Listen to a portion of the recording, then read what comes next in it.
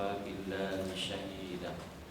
الصلاة والسلام على أشرف الأنبياء والمرسلين وعلى آله وصحبه أجمعين. سبحانك لا علم لنا إلا ما علمتنا إنك أنت العليم الحكيم ولا حول ولا قوة إلا بالله العلي العظيم.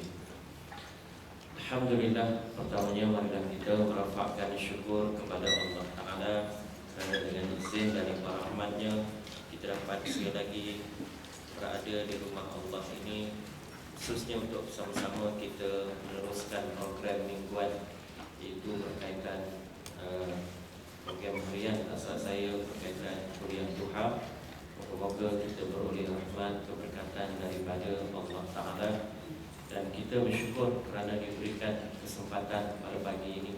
Saya yakin ramai yang lucu ada kat rumah, anak-anak balik ke rumah tuan-tuan puan sekalian. Alhamdulillah di pagi ini kita diberikan kelapangan masa untuk sama-sama kita menambah ilmu yang berkaitan tuan-tuan sekalian, akidah khususnya berkaitan tuan-tuan sekalian ajaran sesat. Dalam seminggu dua ini, kalau kita lihat ada satu viral yang mungkin tuan-tuan juga dapat daripada seorang yang mengaku permaisuri, iaitu isteri kepada seorang bongok. Bongok ini bernama Bongok Cakra Alam, Bongok Dr. Arif.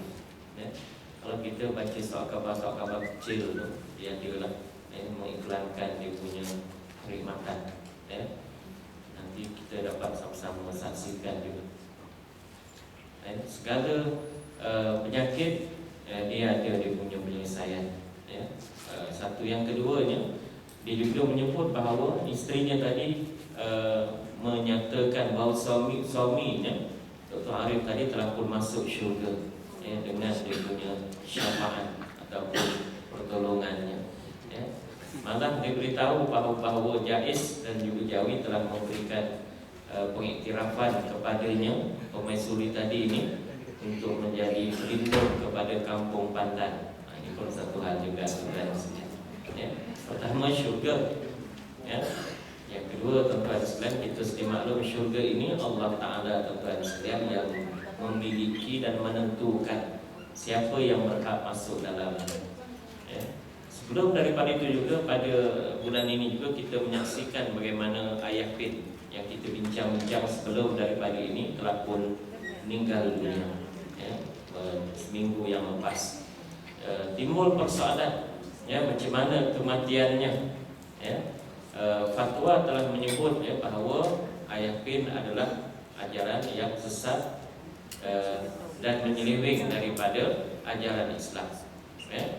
Tetapi pada hari kematiannya tersebut, isterinya mendakwa. Isterinya bergelar bonda, dia banyaklah, ada 4 bondanya. Dia menyatakan bahawa Ayah Pin mati dalam keadaan Islam. Wallahu a'lam. Dan di sana ada pejabat agama Islam daerah Mesut yang hadir sama, polis pun hadir sama. Mungkin mereka nanti dapat memberikan satu kesimpulan bagaimana kesudahannya. Apapun, kita sebagai manusia ini sentiasa mengharapkan orang yang sesat supaya mereka itu balik ke pangkal jalan, dan dikebumikan dasarkan kepada syariat Islam. Mungkin akan datang orang pula meninggal dunia, Haji Kahar yang telah pun difatwakan sebagai sesat dan menyeleweng, akan dibebaskan daripada penjara, hukuman 15 tahun. Tapi tolak campur itu ini tuan-tuan sekalian 8 tahun sahaja. Dan saya fahamkan bulan tahun ini dia akan dibebaskan.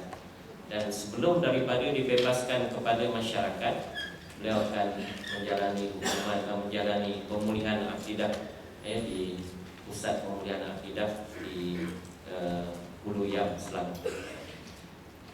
Kita sambung pada pagi ini berkaitan satu daripada ajaran sesat yang kita bincang-bincang banyak hari itu. Secara umum kita nak ambil satu sahaja berkaitan Qadiani. Qadiani ini berpusat di kampung Nak Boda di Batu Kek, Selangor. Saya juga sebutkan sebelum daripada ini, dia ada cawangan ataupun tempat yang ramai di kalangan mereka, iaitu di Jeram. Jadi kita ulang balik, apa maksud ajaran sesat?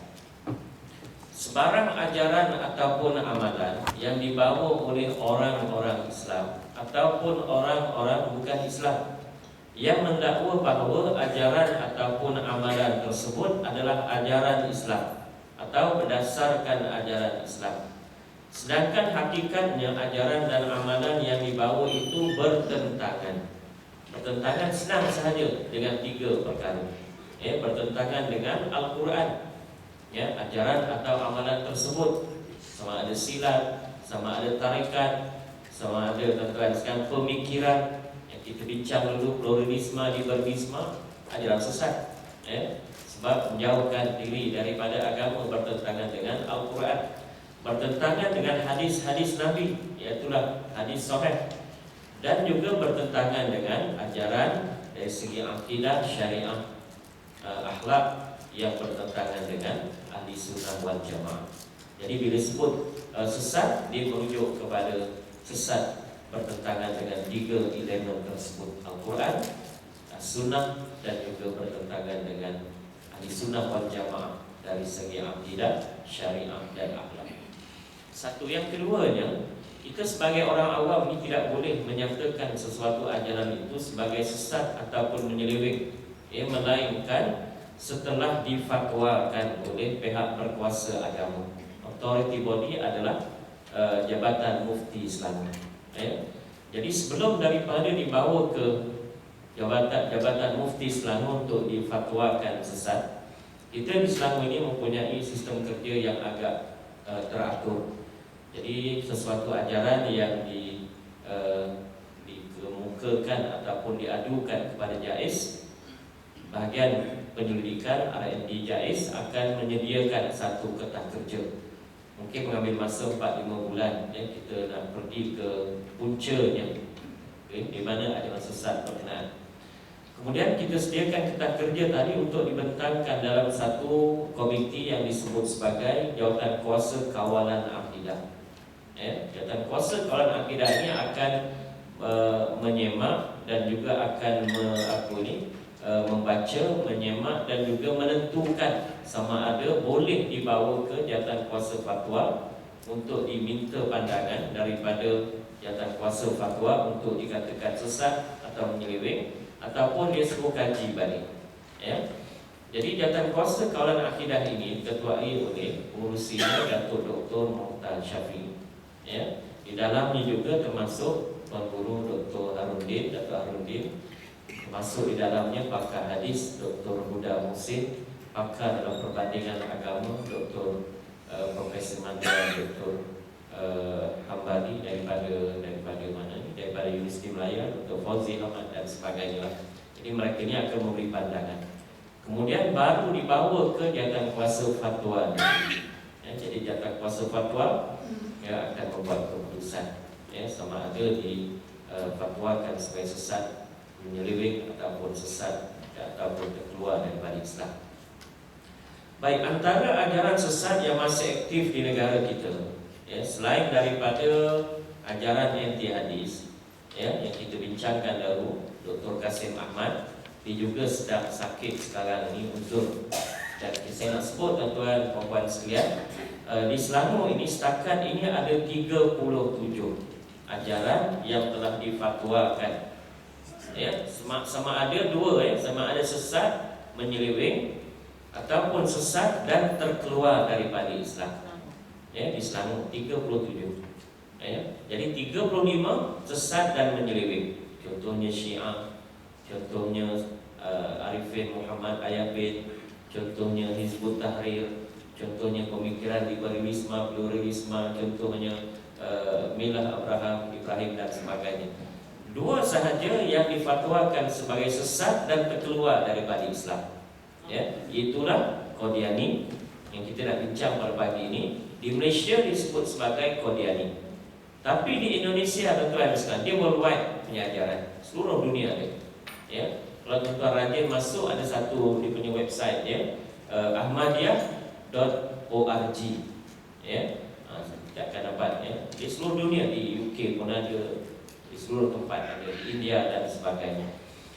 Di Indonesia dikenali dengan nama Jamaah Ahmadiyah ataupun Jamaah Ahmadiyah.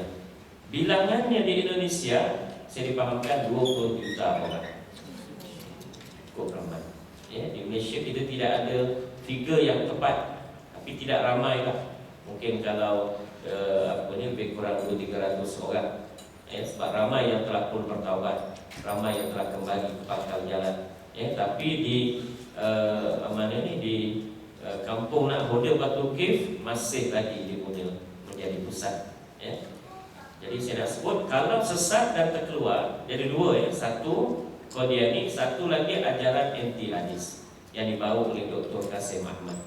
Kasim Ahmad walaupun Melayu nama dia telah pun isytiharkan murtad, keluar daripada Islam tahun 1985 dalam satu majlis di Universiti Islam Antarabangsa PJ Masjid Punya Seksyen 16. Ya, dia berdialog dengan ulama-ulama khususnya daripada Persatuan Ulama Malaysia hampir sehari, ya, tetapi dia tetap mempertahankan bahawa hadis adalah rekaan Nabi SAW, bukan wahyu. Ya, kita kena ingat wahyu ada dua, satu Al-Quran, satu lagi hadis Nabi SAW. Ya, sebab itu disebut di dalam Al-Quran, wa ma yantiqu 'anil hawa in huwa illa wahyu yuha. Ya, maknanya dan sesungguhnya tidaklah Muhammad itu, Nabi Muhammad itu bercakap sesuatu daripada hawa nafsunya, tapi berdasarkan kepada wahyu daripada Allah Taala. Ya, jadi sebab itu saudara-saudara, Kasim Ahmad juga telah terkeluar daripada Islam. Ya, sakit, ya, sedang terlantar sekarang, esok lusa mungkin meninggal dunia. Kita doa aja supaya dia sempat bertaubat ataupun dia sempat mengucap semula. Ini tuan-tuan sekalian. Okey, kemudian ini yang kita nak bincangkan. Ajaran Qadiani, Mirza Ghulam Ahmad, mereka percaya bahawa selepas daripada kewafatan baginda Nabi Muhammad SAW, Mirza Ghulam Ahmad mengaku menjadi Rasul. Siapa dia Mirza Ghulam Ahmad? Seorang lelaki yang dilahirkan di Qadian. Qadian ini satu tempat di India, bukan Dian Kedah. Qadian ini satu tempat di India. Siapa namanya? Mirza Ghulam Ahmad. Bila? Tahun 1870-an. Dia dilahirkan. 1874 kita perjanjian Pasko di Malaysia. Kita masih ingat lagi kalau belajar sejarah. Tapi di India lahirnya seorang lelaki yang mengaku menjadi Rasul. Ini rentetan sebenarnya daripada berapa ramai manusia sejak di zaman sahabat Nabi SAW. Mereka yang mengaku menjadi Rasul. Misalnya Musailamatul Kazzab, hidup di zaman sahabat Nabi. Dia kata dia Rasul, dia kata dia Nabi. Kalau di Malaysia banyaklah tuan-tuan sekalian mereka yang mengaku menjadi Rasul. Haji Kahar misalnya, seorang perempuan di Perak juga mengaku menjadi Nabi. Beberapa 20 tahun yang lalu. Kita lihat di Indonesia sebenarnya, kita lihat dalam apa ni, dalam video sebelum daripada ini. Ada yang nak tengok belum? Nak tengok lagi ke? Dia mengaku menjadi Rasul. Ini yang terbaru 2014. Namanya Ahmad Musaddiq. Musaddiq dia jauh tuan-tuan sekalian, namanya pun jauh. Berasal daripada Jakarta, Indonesia. Saya nak bagi contoh beberapa kumpulan ataupun pemimpin yang mengaku menjadi Rasul. Ini contohnya lah. Yang kita bincang nanti kita masukkan.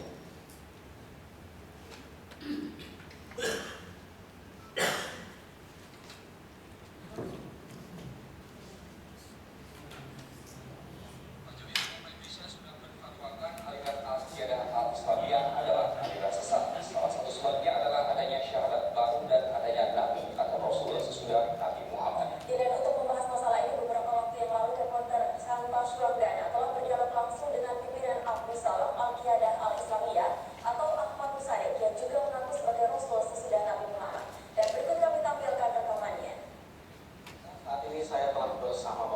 Musadek. Beliau membuka diri sebagai masih atau mau Pak Musadek. Ada beberapa pertanyaan dari saya. Pertama, ketika Bapak mengaku sebagai Rasul, Pak, pertanyaan umumnya adalah apa tanda-tanda kerasulan itu, Pak? Baik, alhamdulillah. Bismillahirrahmanirrahim. Masalah Rasul memang merupakan masalah yang besar di sepanjang sejarah. Al-Quran mengatakan amma yatasa'alun anin naba'il azim, dalam hal apakah mereka itu saling berselisih dalam hal berita besar.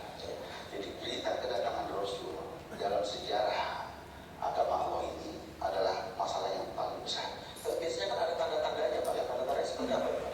Para Rasul ya selalu datang pada saat yang tepat. Tanda-tanda kerasulan sendiri para Rasul itu adalah ucapannya. Dia tidak akan berbicara selain daripada wahyu. Bapak mengutip beberapa ayat Al-Quran, Pak, ya. Apakah Bapak juga mengatakan bahwa yang diteruskan ini adalah ajaran Islam? Islam itu kan ada, kalau mengikuti Rasulullah Muhammad SAW, ada syariat yang harus dijalankan, termasuk diantaranya sholat, zakat, dan haji. Mengenai Bapak sendiri, apakah syariat Islam seperti itu berlaku? Syariat ada dua macamnya. Ada syariat mahdiyah, syariat mahdoh. Ada lagi nanti yang syariat hukum. Dua-duanya syariat. Orang hari ini mengatakan syariat hanya menyangkut masalah mahdoh atau mahdoh. Padahal intisari Islam bukan pada mahdohnya, tetapi pada hukumnya. Nah, di ajaran yang Bapak bawa ini seperti apa, Pak? Dua-duanya dijalankan. Artinya Bapak sholat 5 waktu juga? Sholat 5 waktu pada waktunya. Inna sholat kanat alal mu'minina, kita pada waktunya. Waktu apa aja? Nanti ada waktunya. Muhammad pun 13 tahun sudah jadi nabi, dia belum melakukan sholat yang 5 waktu. Berarti Bapak sekarang tidak melakukan sholat 5 waktu, dan belum melakukan, belum melaksanakan sholat yang 5 waktu. Kayaknya Bapak mengikuti periodis. Itu tuan-tuan sekalian Nabi ya di Jakarta. Milad Abraham. Inna sholata kanat 'alal mu'minin kitaban mawquta, maknanya sesungguhnya solat itu dikerjakan pada masanya, masa zuhur, masa asar, masa maghrib. Tapi dia bawa cerita lain ya, bila sampai tepat pada masa itu. Jadi sekarang tak semayang ke? Bukan tak semayang, marah dia, belum semayang ya, orang yang mentafsirkan agama berdasarkan kepada akal ya, bukan berdasarkan kepada kitab-kitab tafsir dan sebagainya. Saya juga nak beri contoh orang yang mengaku menjadi Rasul tadi di Jakarta, ini di Malaysia, tuan-tuan sekalian.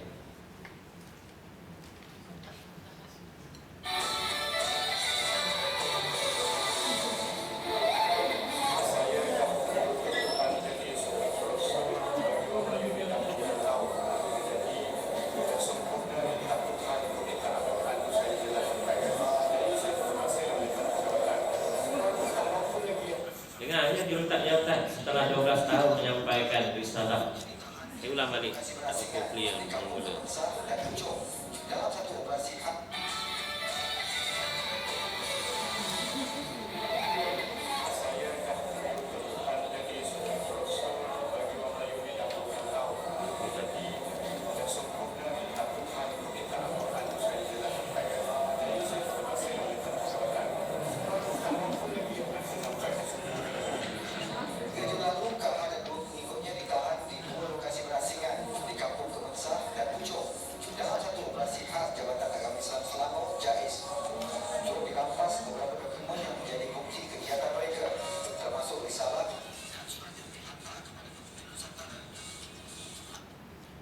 Okey, itu dua contoh ya mereka yang mengaku menjadi Rasul ya.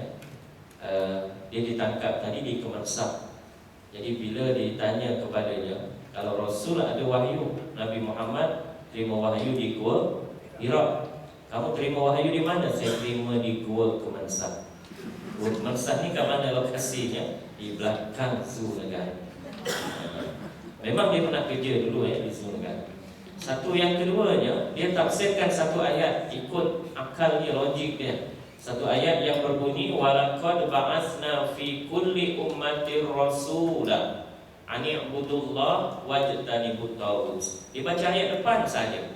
Ya, maksudnya ayat tersebut, sesungguhnya kami telah utuskan setiap umat seorang rasul. Dipusingkan cara. Ya, Nabi Muhammad rasul orang Arab. Orang Melayu di Kuala Lumpur tak ada rasul lagi. Sayalah rasul Melayu. Jadi disebut tadi dia sudah 20 tahun dah dia sebarkan agama. Kata dah lengkap dah. Jadi sebab itu dia letak jawatan bila ditangkap.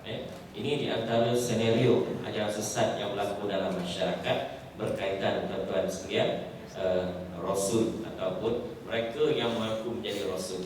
Jadi kita nak tahu ajaran sesat macam mana mereka yang mengaku menjadi nabi, mengaku menjadi rasul, mengaku menjadi Imam Mahdi, mengaku menjadi Tuhan, macam ayah bin, macam Harun Maksa'an, ya, yang semalam dalam paper ada dia punya ceritanya. Jadi kita kena ingat bahawa selepas daripada kewafatan Nabi SAW, tidak ada lagi Nabi dan Rasul. Sebab Nabi Muhammad adalah Khatamun Nabiyyin, ya, penutup kepada sekalian para Nabi dan Rasul. Nabi berapa ramai? Nabi lelaki yang diberikan wahyu oleh Allah Ta'ala untuk dirinya sendiri, ya, 124,000 orang bilangan Nabi. Rasul berapa ramai? 313. Itu orang lelaki yang diberikan wahyu untuk dirinya dan wajib menyampaikan kepada masyarakat. Itu beza Nabi dan Rasul. Rasul 313 yang wajib dipercayai 25 orang. Yang bergelar ulul azmi, yang paling banyak menerima cubaan, ujian, kepayahan, kesukaran dalam menyampaikan dakwah, seramai 5 orang. Ya. Jadi sebab itu tuan-tuan, selepas kewafatan Nabi tidak ada Nabi lain, tidak ada Rasul yang lain. Ya. Yang ada hanyalah para ulama, yang ada hanyalah mereka yang guru dan sebagainya yang menyampaikan risalah daripada Allah Ta'ala. Ya. Sebab itu ada satu hikmah yang menarik kalau kita lihat kehidupan pribadi Rasulullah. Nabi ada berapa orang anak daripada Sayyidatina Khadijah? 7. Nabi berkahwin umur dia berapa? 25. Sayyidatina Khadijah radhiyallahu anha berapa umur? 40-an. Ya. Ini kalau perempuan kahwin umur 40 dapat anak, sah. Tidak ada anak pun jumpa mengandung misalnya termarah, doktor marah, misi marah. Ya, risikonya tinggi dan lain sebagainya. Tapi Allah Ta'ala kurniakan keberkatan kepada keluarga Rasulullah. Ya, semua anak Nabi daripada Sayyidatina Khadijah, 7 orang. Ya. Dan kesemua anak lelaki Rasulullah semuanya meninggal dunia ketika masih kecil, baru lahir ataupun masih kanak-kanak. Ya. Sebab apa saudara? Saya nak tutup habis ruang-ruang untuk orang mendakwa. Ini Rasul, dia ini anak Nabi, misal tak? Allah Ta'ala matikan kesemua anak Rasulullah yang lelaki ketika dia masih kecil, kanak-kanak lagi. So tidak ada alasan. Dalam keadaan tidak ada alasan itu pun ramai orang yang mengaku menjadi Rasul. Nabi dalam peristiwa Isra dan Mi'raj, setelah daripada menunaikan solat di Masjidil Aqsa, Nabi menjadi imam kepada seluruh manusia yang terbaik. Siapa manusia terbaik? Para Rasul. Sejak daripada Nabi Adam sampai Nabi Isa AS. Dan juga menjadi imam kepada malaikat, iaitu makhluk yang paling mulia, ya, di langit, tuan-tuan sekalian, para malaikat. Siapa imamnya? Rasulullah SAW. Ya. Sebab itu tuan-tuan sekalian, keutamaan Rasulullah. Nabi selepas daripada solat di Masjid Aqsa tersebut jadi imam, Nabi disuakan dengan 2 jenis minuman, satu susu, satu arak. Nabi pilih yang mana? Susu maknanya apa? Susu maknanya sesuatu yang fitrah. Susu maknanya sesuatu yang tidak bercampur. Bukan susu itu yang kita nampak faham hari ini. Susu itu bermaksud sesuatu yang original. Nak jadi susu cukup sekadar perah saja di susu, tuan-tuan sekalian. Maknanya Islam agama fitrah, tak campur dengan benda yang lain. Arak simbolik kepada apa dia? Simbolik kepada agama-agama lain. Nak jadi arak kena campur, kena perah, kena letak macam-macam baru jadi arak yang yang baik misalnya. Jadi Nabi pilih tuan-tuan sekalian susu, ya. Walaupun Nabi pilih susu tuan-tuan sekalian, ramai mabuk hari ini tuan-tuan sekalian umatnya. Auzubillah. Okey, satu yang kedua, ada juga hikmah yang terkandung daripada berlakunya peristiwa Isra dan Mi'raj. Dia bermula antaranya dengan penentangan Nabi ketika menyampaikan dakwah di Mekah. Ya, Nabi dan umat Islam yang masuk Islam, mereka diuji dengan pelbagai ujian. Antaranya dibunuh, antaranya diseksa. Nabi dibaling tuan-tuan sekalian di belakangnya dengan najis, dengan sampah setiap hari. Ya. Sebab itu tuan-tuan sekalian, yang keduanya berlaku Isra Mi'raj sebagai memberi kegembiraan kerana pada tahun itu berlakunya dua kematian. Satu, Sayyidatina Khadijah, isteri Nabi, ya. Yang keduanya bapa saudara Nabi yang bernama Abu Talib. Ya, Abu Talib ni tuan-tuan puan sekalian, bapa saudara Nabi, bela Nabi daripada kecil sampai umurnya dewasa. Ya. Tapi tuan-tuan sekalian, Allah Ta'ala tuan-tuan mentakdirkan beliau meninggal dalam keadaan tidak beriman kepada Allah Ta'ala. Ya. Jadi sebab itu kematian ini sebenarnya ada juga hikmah yang tersembunyi untuk apa? Untuk mengelakkan orang nanti mendakwa bahawa Islam kuat dengan sebab dua orang manusia ini. Satu Khadijah, satu Abu Talib. Nak tunjukkan bahawa kekuatan Islam ditentukan oleh Allah Ta'ala. Tidak ada pengaruh mana-mana manusia nak maju, nak mundur dan sebagainya, dengan usaha yang dilakukan. Cuma tuan-tuan sekalian disebutkan bahawa azab kepada Abu Talib antara yang paling ringan dalam neraka. Dia memakai selipar daripada selipar neraka mendidik otaknya. Itu belum kita lagi. Itu yang paling ringan. Wallahu a'lam. Itu di antara tuan-tuan. Sehingga bila meninggal tuan-tuan nazabnya Abu Talib, Nabi bisik ke telinga kanannya, wahai pak saudaraku, pilihlah Islam, nescaya kamu akan selamat, seluruh dosa diampun oleh Allah Ta'ala.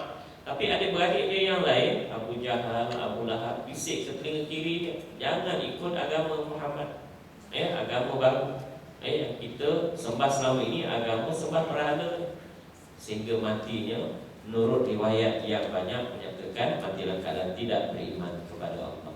Tapi orang yang antara banyak membantu Rasulullah, iaitu dapat seksaan yang ringan.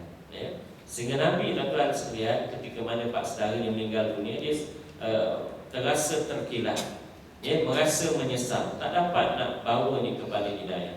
Allah Ta'ala sebut dalam Al-Quran, innaka la tahdi man ahbabta ilaih, walakinallaha yahdi man yasha.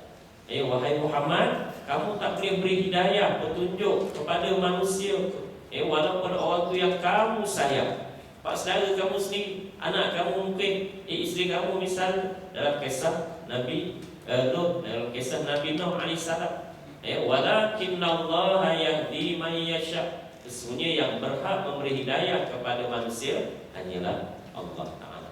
Kita hanya menyampaikan. Jadi Mirza Ghulam Ahmad ini orang yang mengaku menjadi Rasul dalam rentetan yang panjang. Ramai yang mengaku termasuk Nabi. Antaranya tuan-tuan sekalian, oleh kerana dia mengaku menjadi Rasul, dia juga menyamakan Allah dengan makhluk yang lain. Menyamakan, menjisimkan. Allah Ta'ala itu bertangan, Allah Ta'ala itu duduk di arash, misalnya di langit dan sebagainya.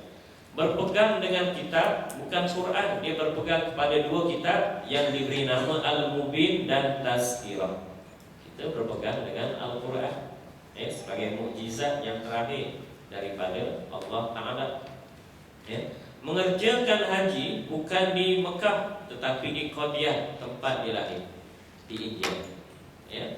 Haram berjihad dan wajib taat kepada Inggris. 1870-an, masa itu India di bawah kekuasaan Inggris, penjajahan Inggris, termasuklah di Malaysia.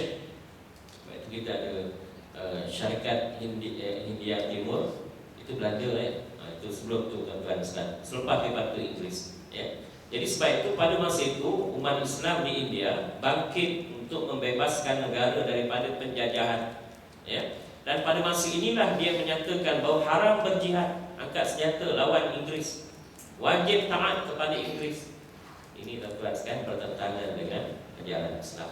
Jadi tidak hairanlah di Malaysia pada masa itu Inggeris memberikan beberapa tanah anugerah kepada kumpulan Qadiani, termasuk 2 ekar tanah perkuburan Qadiani di Jeram, Selangor. Itu.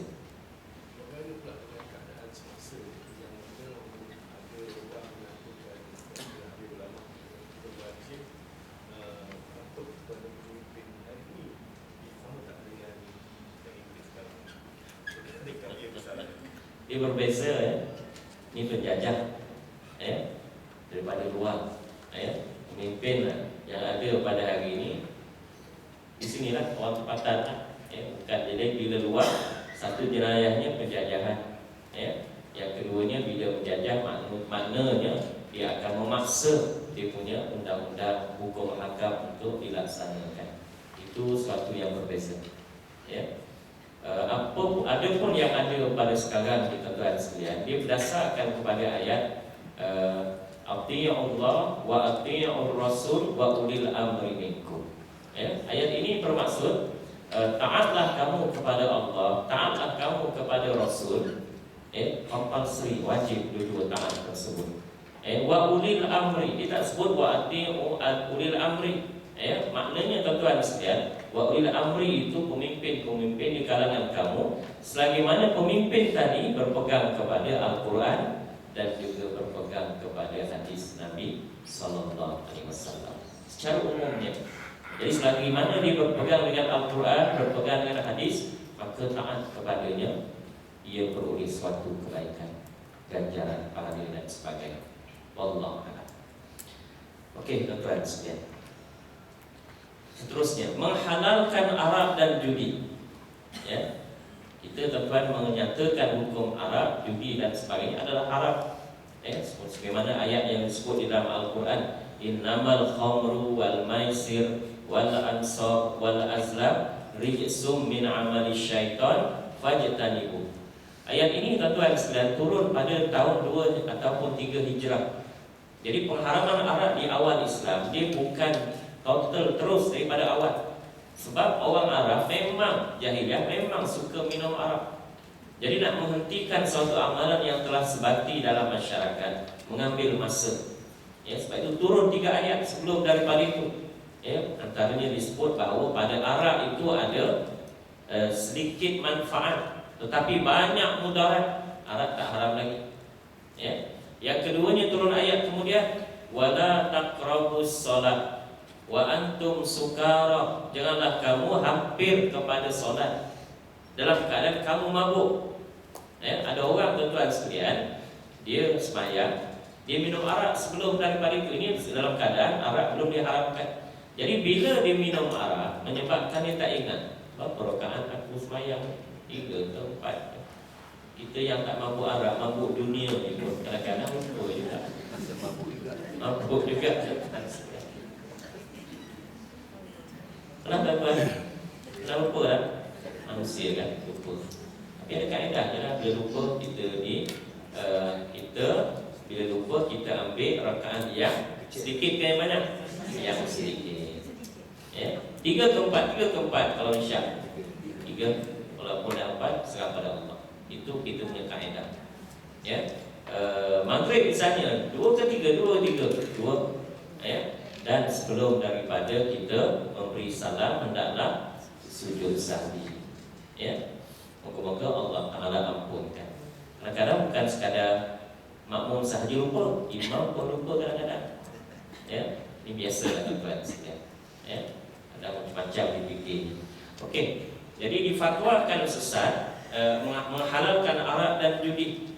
Jadi hari ini tidak ada lagi step by step tersebut. Sebab selepas turunnya ayat yang ketiga yang saya sebutkan tadi, innamal khamru wal maisir, semuanya arak, judi dan sebagainya adalah perbuatan syaitan. Jauhilah, larang, jangan dekat sama sekali.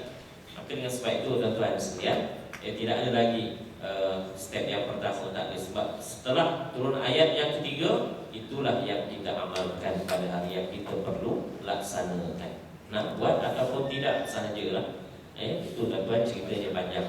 Tapi ada pengalaman-pengalaman syarikat-syarikat besar tuan-tuan sekalian. Brunei Airlines, Royal Brunei tuan-tuan sekalian. Dia pun satu syarikat ataupun negara yang sebelum daripada ini dijajah oleh Inggeris. Paling akhir merdeka di Asia Tenggara Brunei. So apabila tuan-tuan sekalian dia merdeka, pemerintahnya yang berpegang kepada agama Islam, saya tak pasti Sultan Yaris Khan ke ayahnya dulu, dia menghalang untuk dihidangkan arak dalam commercial flight. Sebab dia kata ini jelas bertentangan dengan Al-Quran, disebutkan tadi ayat. Jadi penasihat-penasihat mereka Inggeris kata tak boleh, ini untungnya banyaknya. Bayangkan kalau setin air kok di bawah tuan-tuan sekalian mungkin RM3 ataupun RM2 naik ke atas, mungkin RM5-60. Mineral water di bawah RM1.20 kat Petronas kita beli. Tapi kalau naik ke atas mungkin RM5-6. Apalagi lah Arab. Jadi sebab itu yang kata susah ni nak Arab nak hapuskan. Tapi mereka tetap bertegas dengan tuan-tuan keputusan berkenaan, sebab nak cari keredaan Allah. Dan apa yang berlaku tuan-tuan sekalian, di hujung tahun annual report dia kewangan tuan-tuan sekalian mendapati Royal Brunei mendapat keuntungan lebih 20 juta Brunei selepas daripada arak itu diharamkan. Allah a'lam. Hebat tuan-tuan sekalian. Maknanya tuan-tuan, bila Allah Ta'ala haramkan sesuatu ada mudarat. Bila ada mudarat, dia bagi rezeki yang lain dalam bentuk yang lain mungkin. Allah a'lam. Difatwakan sesat oleh ulama-ulama seluruh dunia dan terkeluar daripada Islam. Bukan sekadar sesat menyeleweng, sesat dan terkeluar daripada Islam. Dulu yang bawa ni daripada India. Bukan Mirza ni datang, tapi pengikut-pengikutnya datang ke sini. Ramai orang India kan. Masa itu tahun 60-an, 70-an. Ada satu dasar tuan-tuan sekalian, Jus Solai. Solai ini dia bawa tuan-tuan sekalian daripada China, daripada India. China di mana membangunkan bandar misalnya, perniagaan, dan Melayu India estate dan sebagainya. Jadi mereka ini kadang-kadang bukan sekadar membawa bekerja, tapi membawa dia punya doktrin kepercayaan, termasuklah Qadiani. Itu dulu tuan-tuan. Sekarang ini yang menjadi pemimpin Qadiani di Malaysia, di kampung Nakhoda ni, bukannya orang India, orang Melayu. Namanya Ainul Yakin. Nama pun sedap kawan. Ainul Yakin. Dan dia ada pusat dia, masjid dia ataupun pusat dia yang diberi nama Baitus Salam. Jadi kalau tuan-tuan pergi area Huluyam ataupun Masjid Amaniyah tepi jalan tu nak ke Selayang tu kan, sebelah kanan tu ada kampung Nakhoda. Bukan seluruh kampung Nakhoda tu Qadiani. Dalam satu kampung ada kawasan ini orang Melayu. Ini Melayu juga, Melayu Qadiani. Tapi mereka ni tuan-tuan sekalian sesat dan telah difatwakan terkeluar daripada Islam.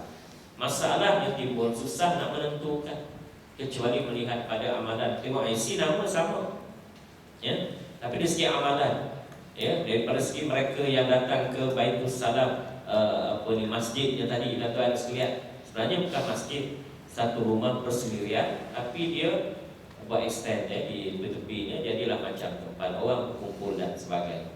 Masa Datuk Dr. Hassan Ali menjadi Esko Agama, dia menggunakan akta bangunan oleh Majlis Perbandaran Selayang untuk pecahkan, untuk runtuhkan binaan-binaan yang tidak termasuk rumah.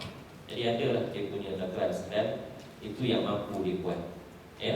Satu, yang keduanya, bila difatwakan sesat dan terkeluar daripada Islam, maknanya mereka ini bukan Islam. Dan kita teringat undang-undang kita di Malaysia pada hari ini. Islam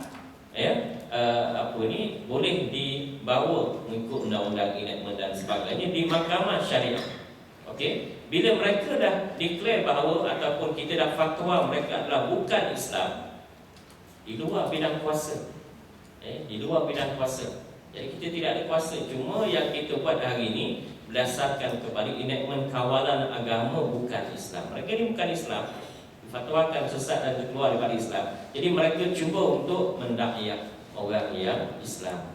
Jadi sebab itu yang boleh kita ambil tindakan. Ya.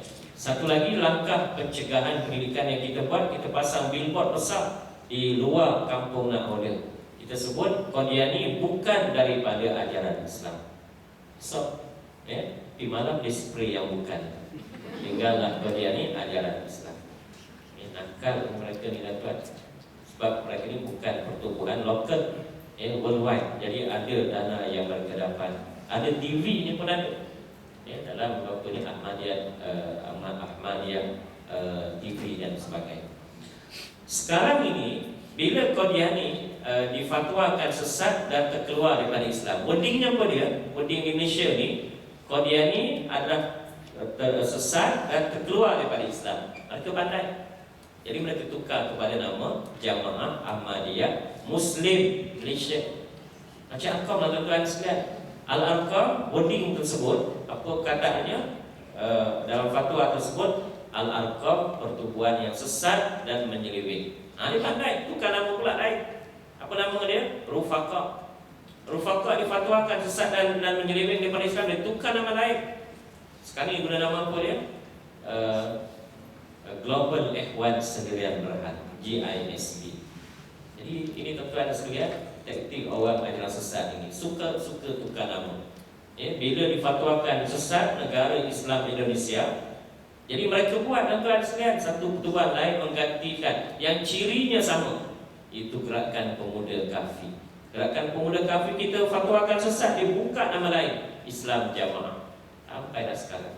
Jadi sebab itu kita sebagai pegawai di JAIS dan sebagainya kena buat satu tuan-tuan sekalian wording yang menyeluruh. Maknanya ditukar nama apa benda pun asalkan cirinya sama, sesat dan juga menyesatkan ataupun menyeleweng daripada Islam. Jadi sekali nama di Indonesia Jamaah Ahmadiyah, di Indonesia pun namanya sama. Ini tuan-tuan Nabi palsu, Mirza Ghulam Ahmad. Bila nabinya lain, syahadahnya pun lain.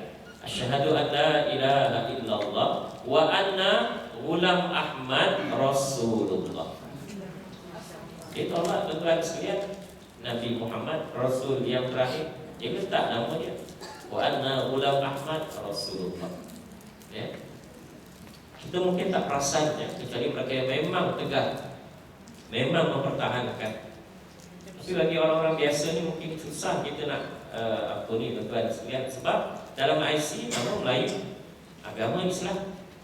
Yakin tuan-tuan sekalian pernah mengusulkan kepada Jabatan Pendaftaran Negara untuk mengeluarkan nama ataupun mereka yang menjadi pengikut Qadiani ini dan status Islam tadi dikeluarkan. Maknanya mereka tidak ada status ataupun ikutlah Qadiani ke apa.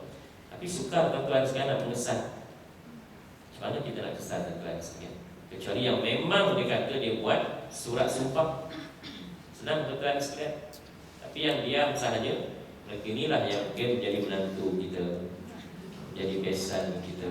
Kalau kita tak cermat memilih tuan-tuan sekalian, mereka pun bukan kita besar juga.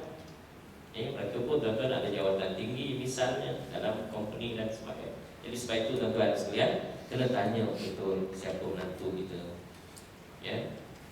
Buat spot check. Misalnya apa dia datang rumah kita, suruh dia baca doa. Doa makan ke. Lepas tu kita sampai waktu sembahyang, ajak dia sembahyang sekali. Suruh baca doa lepas sembahyang. Ataupun suruh dia jadi imam ke. Tuan-tuan, boleh atau tidak? Taubat tak jadi tuan menantu. Saja. Pengikut sesat Qadiani ini kerana dalam surat khabar Ini yang saya sebut tadi, kita pasang tuan-tuan sekalian billboard di luar. Qadiani bukan agama Islam. Ini selaras dengan fatwa tahun 70-an bahawa Qadiani adalah sesat dan keluar daripada Islam. Ini di luar daripada kampung Nahoda. Tapi malam-malam saya sedikit fahamkan dia spray yang bukan tu. Pengikut sesat Qadiani, ajaran Songsang cuba dihidupkan semula di Malaysia selepas 34 tahun. Hidupkan semula macam mana? Rekrut orang baru. Rekrut orang baru, keluarkan risalah. Keluarkan dalam TV dia misalnya. TV dia 24 jam. Operate bukan di Malaysia, di luar negara. Kita tuan-tuan sekalian boleh gunakan SKMM Suruhanjaya Komunikasi Multimedia Blog, mana-mana web, mana-mana tuan-tuan sekalian, Facebook ke yang bertentangan dengan negara kita, tapi tak boleh. Sebab dioperate di luar negara. Macam makcik Sid Hajjah Bunda tuan-tuan sekalian tu, yang duduk atas Kaabah kan, tanpa pakaian tu, kita tak boleh buat apa. Mereka ni tuan-tuan operate di Sweden, di luar negara. Kalau SKMM yang operate di Malaysia, kita boleh block. Kita boleh tuan-tuan minta mereka, malah kita tempatkan beberapa staf JAKIM untuk membuat pemantauan dan menyekat mana-mana laman yang berkaitan. Tapi kalau di luar tuan-tuan, sukar kita nak buat. Ini fatwa yang telah dikeluarkan. Jauhi ajaran Ahmadiyah Qadiani. Ajaran Qadiani bukan ajaran Islam. Mirza Ghulam Ahmad, pengasas ajaran Ahmadiyah Qadiani, mendakwa bahawa beliau sebagai Nabi yang menerima wahyu. Imam Mahdi, semua dia nak sebut tuan-tuan. Imam Mahdi, tadi Nabi, sekarang Imam Mahdi pula. Dan Isa Al-Masih yang mempunyai mukjizat seorang Nabi. Jadi kita kena faham ciri ajaran sesat. Antara yang paling utama apa? Mengaku jadi Nabi, Rasul, Imam Mahdi. Mengaku Allah sebagai Tuhan itu pun antaranya juga. Confirm sesat. Ajaran Qadiani adalah menyalahi ajaran Islam yang sebenar, dan pengikut-pengikutnya dihukumkan kafir oleh para ulama seluruh dunia. Bukan Malaysia sahaja, seluruh dunia. Sebab itu kita ada networking dalam Persidangan Negara-Negara Islam OIC. Jadi mana-mana tuan-tuan sekalian yang difatwakan di sesuatu tempat di negara lain, kalau mereka perlu boleh difatwakan sebagai sesat dan juga menyeleweng. Baru-baru ini saya dijemput untuk membentangkan satu paper berkaitan pengharaman Hizbut Tahrir di Selangor. Jadi Pulau Pinang, dia tangkuasa fatwa Pulau Pinang jemput untuk saya bentangkan. Cuma di Pulau Pinang ini tidak ada keperluan lagi. Tidak nampak sangat. Kita sebab Hizbut Tahrir ini memfatwakan mereka yang terlibat dengan demokrasi sesat, kafir. Di tuan-tuan, setiap Jumaat di Masjid Negara, dululah Masjid Negeri pun ada, dia edarkan risalah-risalah tuan-tuan sekalian, Sautun, Nahdah dan sebagainya. Dan satu lagi, mereka berpejabat di Selangor, di Bandar Baru Pagi Seksyen 7. Dan kita ada tuan-tuan sekalian alasan justifikasi yang cukup kuat untuk mengelakkan kesesatan berlaku. Tapi di tempat lain mungkin tidak ada keperluan, mungkin tidak ada tuan-tuan sekalian ajaran di sesuatu tempat berkenaan. Setiap orang Islam, setiap orang dilarang menerbit, mencetak, menjual, mengedar, memiliki bahan-bahan berkaitan Ahmadiyah Qadiani. Jadi memiliki, menerbit, syarikat pencetak ataupun penjual di kedai-kedai buku, syarikat pengedaran. Jadi kalau mereka mengedarkan, menjual dan sebagainya, buku-buku ini mereka melakukan satu kesalahan. Itu diantaranya lah Invitation to Ahmadiyah yang dikarang oleh Hazrat Haji Mirza Bashiruddin, penawar racun fitnah terhadap Ahmadiyah yang dikarang oleh pengurus besar Jemaat Ahmadiyah. Ini dia punya ulasan-ulasan, dia punya jawapan-jawapan pada orang fitnah dia. Ini keluar jawapan. Penawar racun fitnah terhadap Ahmadiyah dalam bahasa Melayu. Kita kalau tak ada basic tuan-tuan sekalian, tak rajin datang kelas macam ni tuan-tuan, tak tahu, maka mudah berpengaruh. Alam sebagai saksi yang dikarang oleh Muhammad Zaid bin Hasan, confirm lah seorang Qadiani, nama sedap Muhammad Zaid. The Holy Quran with English translation and commentary yang dikarang oleh Mas'ud Ahmad. Mereka yang didapati mengajar atau berceramah tentang ajaran Qadiani bagi tujuan memujuk, mempengaruhi, menggalak atau menghasut orang Islam merupakan satu kesalahan dan boleh dikenakan tindakan.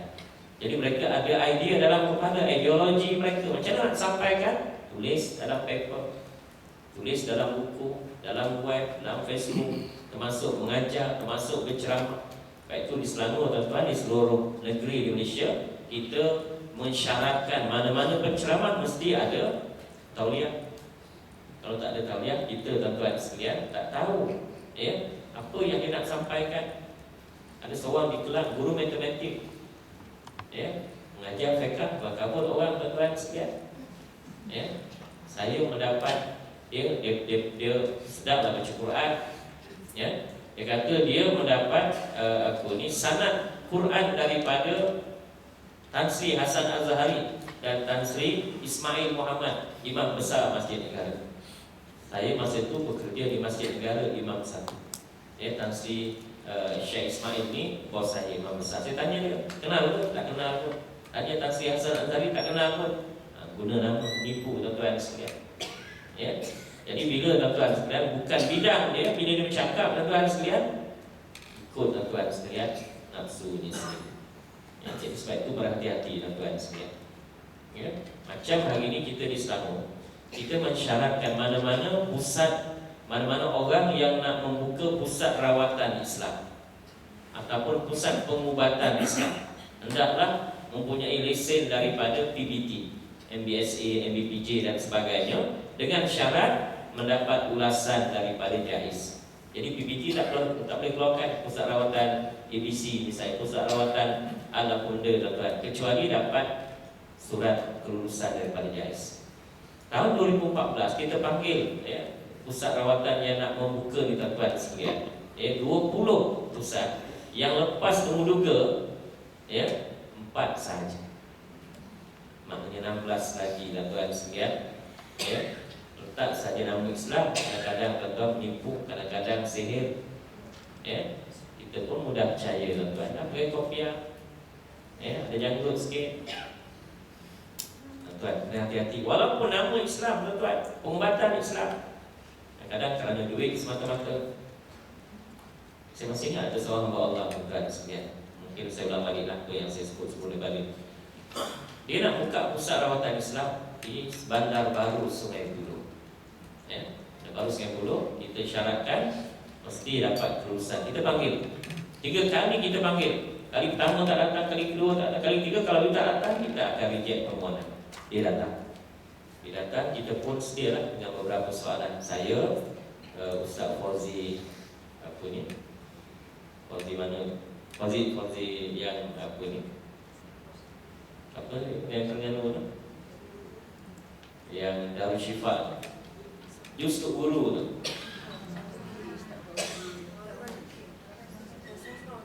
Ya, Fauzi siapa? Fauzi Mustafa. Dan juga bekas Adun Bangi, antara pengasas Darul Syifa, dan baru ni dengan Dr. Amran Kasimi. Okey, kita pun tanya, kita pun buatlah kita punya homework dahulu. Lepas kita tanya, Ustaz sebut dalam buku, dalam ceramah Ustaz declare Ustaz berpengalaman mengubat orang lebih 30 tahun. Tengok IC Ustaz baru umur 34 tahun. Takkan Ustaz membuat orang mula umur 4 tahun, 5 tahun. Itu salah orang, itu salah penerbit. Semua salah orang, salah dia tak ada. Kemudian yang kedua dia tanya, Ustaz, dalam ceramah Ustaz di TV, di radio ini, Ustaz sebut siapa nama anak dia, Batrisha Nadia, anak jin tu. Tak tahu orang tuan-tuan sekalian. Ya, lah je. Last sekali tuan-tuan kita tanya, Ustaz, belajar di mana? Saya lepasan Azhar University dalam bidang Lughatul Arabiyyah ataupun bahasa Arab. Ya, kita minta bukti, dibagi sijil tuan-tuan sekalian. So bila bagi sijil tuan-tuan sekalian, degree tersebut itu pun cek lah dengan beberapa pihak, bagian pengesahan sijil dan sebagainya, UGPA dan sebagainya. Rupanya sijil palsu. Dan kita dapat maklumat dia tak habis tahun 2 pengajian. Kita tak persoalkan dia cara mengubah, tak persoalkan, tapi akhlak. Kenapa nak menipu orang? Siapa dia yang tanya saya lah. Sebagai suatu tuan-tuan sekalian, iktibar kepada kita. Ya. Bayangkan kalau di Shah Alam ni 100 orang seterusnya datang ke pusat rawatan, semua kena beli barang yang dia, air, zam-zam, itu ini dan atau batu sauda. Satu set RM200 habisan. 100 orang angkat sama-sama orang ramai. Dia pun tuan-tuan tiup macam ni tuan-tuan. Dah ramai 1 orang. Kali RM200 berapa? RM20,000. RM20,000. Dan nanti kat nilai, malah nanti kat JB. Jadi sebab itu tuan-tuan sekalian, jangan mudah terpengaruh. Jadi hari ini nak cek ke mana yang disahkan oleh JAIS antaranya, dan juga Kementerian Kesihatan. kita ada satu akta yang baru diluluskan, akta perubatan alternatif dan komplementari yang kita buat bersama dengan Darul Syifa. Jadi nak tahu tuan-tuan sekalian, kena rujuk kepada satu badan namanya Gabungan Perubatan Islam Gepima, yang Gepima ini di bawah Darul Syifa. Jadi yang lain tu tuan-tuan, kita kalau ragu-ragu cara pengubatannya, tanyalah Jais. Yang mereka ada tuan-tuan sekalian, dia punya mekanisme untuk memesan. Okey, ini tuan-tuan sekalian tempatnya, markasnya di Baitul Salam di Kampung Nahodin. Tengok, la ilaha illallah Muhammadur Rasulullah. Tuan-tuan, sama je Ustaz, tak ada beza pun. Beza pada hati mereka. Muhammad itu dia kata Ahmad. Ahmad tu siapa dia? Ahmad Qadiani lah. Kita kata Ahmad Muhammad ni Rasulullah sallallahu alaihi wasallam. Ya, bagi kita, bagi mereka kan Muhammad itu Ahmad. Salah satu daripada nama Nabi siapa dia? Ahmad. Ya. Min ba'dismuhu Ahmad. Jadi Ahmad itu pada mereka adalah Ahmad Qadiani, Mirza Ghulam Ahmad. Andai mereka tak bermain kata-kata dekat. Kumpulan ajaran Qadiani mendirikan solat Jumaat dan khutbah yang disampaikan oleh Ainul Yakin, Rasul Mubalik. Tuan-tuan sekalian, tadi Rasul besarnya, sekarang ni Rasul Mubaliknya bernama Ainul Yakin. Ya, di mana ni? Di Baitul Salam, Kampung Nahoda pada tahun 2008. Ya, kita masuk tuan-tuan sekalian dan kita dapat ambil gambarnya. Memang jelas, ya, mereka mengadakan majlis berkenaan. Ada soalan silakan. Sampai hari ini Ya, masih ada sampai hari ini. masih lagi. Mengikut ni kita tak dapat kesan figurnya berapa, tapi antara tu dah mungkin bawalah 100 ataupun 200 orang. Ini mereka banyak di Kampung Nahoda, Batu Cave, dan juga di beberapa tempat antaranya di Jeram, di Sabah dan sebagainya. Kelompok yang kecil. Perak saya tak pasti, cek. Tapi fatwa ini merata di seluruh negara. Fatwa ini ada di seluruh negara. Ya, bukan sehari ni, tahun 70-an. Dah lama lah. Ya, silakan. Sebelum ni ada yang orang apa yang daripada Indonesia, ambil Indonesia yang dekat TV Jerak satu Ya. hadir selawat Nabi. Selawat. Tapi dalam selawat tu dia tak sebut Nabi Muhammad, dia sebut Nabi Ahmad. Jadi macam mana Ustaz punya pandangan pada ni? Saya sangka baik. Sangka baik saya Ahmad Muhammad, nama yang serupa. Tak, itu pada dia punya mindset mereka. Mindset bagi seorang apa ni, seorang Qadiani, bila disebut Muhammad yang di dalam syahadah tadi, bukan Muhammad, Nabi Muhammad itu bukan. Muhammad itu adalah Ahmad, itulah Mirza Ghulam Ahmad pada mereka. So dalam, ya, betul. Bukan Nabi Muhammad itu bukan, yang meninggal tuan-tuan sekarang umur 63 itu bukan. Pada mereka Muhammad Rasulullah ini untuk mengelaburi masyarakat, tapi pada mereka akidah mereka adalah Muhammad Rasulullah adalah Mirza Ghulam Ahmad. Zikir. Okey. Yang tu tidak ada perbezaan antara Nabi Muhammad dan Ahmad. Ya, antara gelaran lagi kan banyak, Muhammad, Ahmad, Yasin, juga satu daripada nama Rasulullah. Ya. Ustaz. Ya.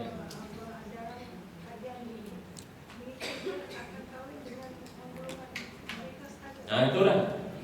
Mereka ni tuan-tuan sekalian boleh jadi berkahwin dengan masyarakat lain. Sebab dia orang Melayu. Dulu memang India, sekarang ni Melayu. Ketuanya pun nama Ainul Yakin, orang Melayu. Ya. So tak ada beza kecuali amalan mereka, dan amalan mereka ni satu yang dalam yang kita nak cek pun susah, kecuali mereka yang saya sebut tadi. Mereka memang declare bahawa mereka adalah Qadiani. Tapi yang tak declare, mereka menjadi pengikut, menjadi penyokong, simpatizer dan sebagainya. Itu yang agak sukar. Kita nak mengenal pastinya. Ustaz, Ya. ada benda yang wajib macam solat, puasa, macam tu juga kan? Solat lah, tapi bila syahadahnya, syahadu anna ilaha illallah wa anna ghulam Ahmad Rasulullah. Boleh jadi mereka gunakan sama juga. Asyhadu anna ilaha illallah wa asyhadu anna Muhammadar Rasulullah. Tapi dalam hati mereka bukan Nabi Muhammad tu, tapi Ahmad Mirza Ghulam Ahmad Qadiani ni tadi. Jadi mereka ni juga macam Syiah. Mereka Syiah ni ada dia punya taqiyah. Taqiyah mana dia apa? Penipuan untuk menyelamatkan diri. Mereka sama macam orang lain. Ya. Allah. Jadi sebab itu sukar kita nak kenal pasti. Kecuali memang declare. Haji dia orang pergi kat mana? Haji pergi India, tak pergi Mekah. Itu ada ni Kaabah dia lah. Syiah pergi Mekah. Ada juga Syiah yang pergi haji, pergi ini Tehran. Jadi kita kena ingat dulu kita di Malaysia ada satu ajaran, nama dia ajaran Ahmad Matahari di kampung Seronok, Pulau Pinang. Jadi tak payah pergi Mekah ya kan? Pergi ke Penang lah, kampung Seronok tu, belakang rumah dia. Saya nak bagi contoh tuan-tuan. Itu orang Islam tuan-tuan pergi Mekah, tapi Syiah tuan-tuan sekalian, macam juga Qadiani dan sebagainya. Mereka ada dia punya tempat mereka sendiri. So ada pilihan.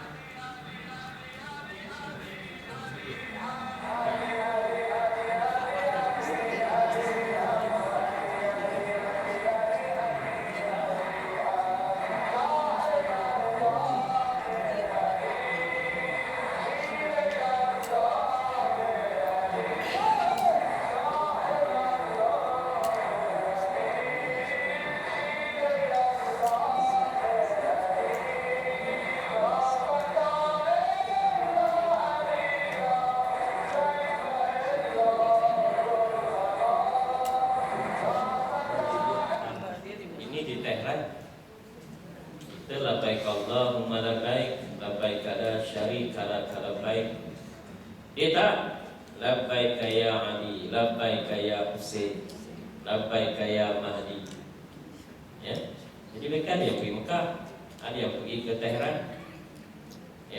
Lidah mereka memang macam itu. Timbul soalan, mengapa Saudi benarkan mereka masuk?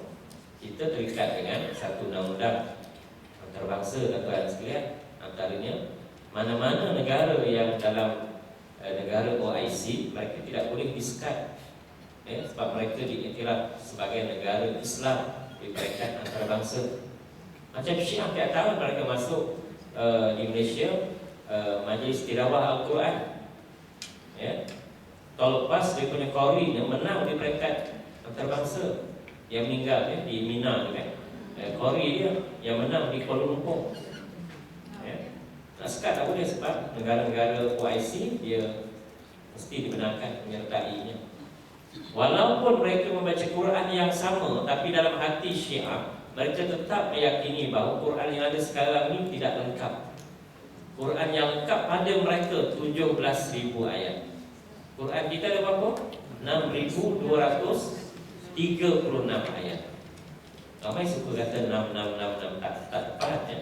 Yang tepatnya 6,236 ayat. Tapi Syiah kata Quran dia lagi lengkap, sempurna berapa? 17,000 ayat. Tengok berapa banyak, 3 kali ganda tuan ayat yang dia selewengkan. Memang sedap tuan-tuan, dan mereka belajar taranum, sedap dalam baca tuan-tuan sekalian.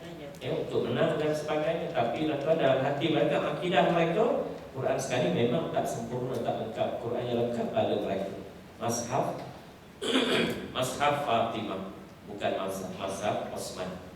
Sebab apa bukan Mashaf Osman? Sebab mereka cukup mengkafirkan para sahabat Nabi, termasuk Sayyidina Osman. Siapa orang yang mula menyusun Al-Quran selepas kematian Nabi? Sayyidina Abu Bakar. Siap di zaman Sayyidina Osman. Jadi 3 sahabat ni memang kafir pada Syiah. Kalau sahabat orang paling mulia pun kafir, tuan-tuan ni saya semua kafir pada Syiah. Mereka tak ada kuasa saja, tapi ada kuasa. Kita pun macam di tempat lain, kita bunuh dan sebagainya. Halal tak? Ya? Orang matahari tu, sebab mengikut matahari tu, dia ada surau dekat kampung saya. Kampung Matahari? Orang matahari di kampung Kampung saya. Seronok, okey. Tak, bukan kampung Seronok. Di mana tu? Di Perak. Di Perak. Apa sebab apa? Dia ada 2 surau. Satu surau kita orang, satu surau dia. Dia tu siapa? Matahari lah, saya tak tahu. Haji Ahmad Matahari. Matahari ni. Saya ingat matahari ni orang Syiah. Rupanya matahari bukan Syiah. Itu satu ajaran lain. Tak ada, dia orang ni memang ikut yang pergi Penang, Seronok. Yalah. Di Cawangan tu lah. Sebab di kampung saya ada 2 surau. Betul. Itulah hari ini kita kena kawal surau dan sebagainya, ya, supaya mengelakkan daripada banyak insiden perpecahan di kalangan masyarakat. Ya, silakan Pak.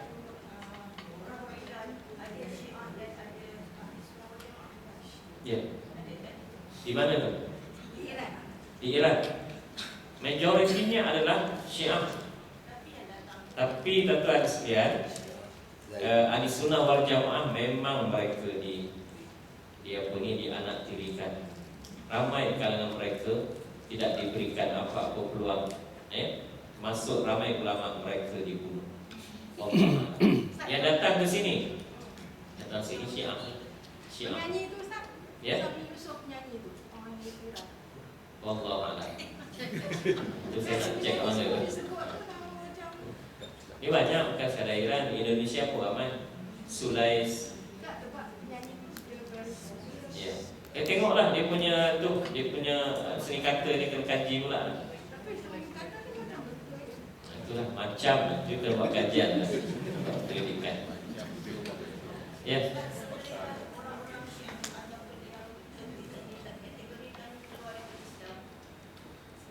Kita Syiah ni di Malaysia lah, kita memfatwakan Syiah adalah sesat dan menyeleweng daripada Islam. Maknanya kalau mereka balik semula bertaubat kepada Allah, mengucap kalimah syahadah, mereka masih lagi diterima sebagai seorang Islam. Tapi ada setengah-setengah negeri lain, negara lain mereka memfatwakan sebagai kafir. Antaranya Dr. Yusuf Al-Qaradawi. Beliau membuat satu statement yang amat mengejutkan 2014. Sebab selama ini orang yang paling banyak defend Syiah, antaranya satu kumpulan Kesatuan Ulama Sedunia. Mereka ni berusaha tuan-tuan untuk mendekatkan Sunni dan Syiah. Jangan ada permusuhan. Ini memang cukup baik. Yang dalam bahasa Arab disebut sebagai takrib bainal mazahib, mendekatkan Sunni dan Syiah, elak daripada berlakunya konflik, pembunuhan dan sebagainya. Siapa ketuanya? Dr. Yusuf Qaradawi. Di mana ketuanya? Datuk Seri Haji Hadi Awang Malaysia. Jadi mereka selama ini tuan-tuan sekalian, mereka mengusahakan perdamaian. Tapi akhirnya mereka juga ataupun Dr. Yusuf Qaradawi mengeluarkan satu kenyataan, Syiah adalah kafir. Jangan panggil Hizbullah di Lebanon sebagai Hizbullah. Sebenarnya mereka adalah Hizbul Syaitan. Ini banyak merujuk kepada isu yang semasa berlaku di Syria. Umat Islam dibunuh dengan kejam. 300,000 terkorban dalam masa 3 tahun. Siapa di belakang tuan-tuan sekalian? Hizbullah, kerajaan Iran yang membantu tuan-tuan Bashar Assad tersebut. Wallahu a'lam. Jadi kalau kafir tak bolehlah kita makan. Tak boleh makan kalau kafir. Ya. Ya. Tak boleh. Tak boleh makan. Kecuali juga ahli kitab. Siapa yang pernah belajar di UK, US kan? Masa belajar tu, tuan. Makan tak kosher Yahudi boleh. Makan kan? Kena kita istilah sebagai apa dia? Ahli kitab. Tak boleh lah. Kalau tak ada pilihan, boleh. Kosher sebab mereka memang cukup. Tak ada babi, tak ada gelatin pun okey. Saya masa di UK pun tak ada pilihan. Kosher kita boleh. Kita pun rujuk pada ulama-ulama kita masa di sana. Okey, kita lagi.